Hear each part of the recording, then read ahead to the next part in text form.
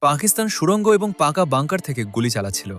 তাদের অবস্থান এতটাই মজবুত ছিল যে আমাদের আর্টিলারিও কার্যকর হচ্ছিল না। পুরো কোম্পানির অগ্রসর হওয়া থেমে গিয়েছিল। তখনই ল্যান্স নায়ক অ্যালবার্ট এক্কা বললেন, সাহেব, সামনে এগোতে হলে ওই পাকা মোর্চায় থাকা শত্রুর মিডিয়াম মেশিন গান ধ্বংস করতেই হবে। অবিরাম গুলির মাঝেই তিনি সামনে এগিয়ে গেলেন।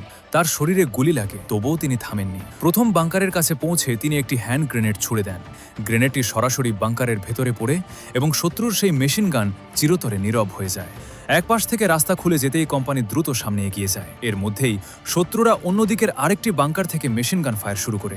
আহত অবস্থাতেও অ্যালবার্ট এক্কা সেই দ্বিতীয় বাংকারের দিকে দৌড়ে যান এবং বাংকারের ভেতরে ঢুকে শত্রুদের পরাস্ত করে দেন। দুটি বাংকার ধ্বংস হওয়ার সঙ্গে সঙ্গেই ভারতীয় সেনাবাহিনী জোরালো আক্রমণ চালায় এবং অল্প সময়ের মধ্যেই পুরো গঙ্গাসাগর সেক্টর দখল করে নেয়। কিন্তু এই যুদ্ধে ল্যান্স নায়ক অ্যালবার্ট এক্কা বীরগতি লাভ করেন। তার এই বীরত্বের জন্য তাকে মরণোত্তর পরমবীর চক্র প্রদান করা হয়।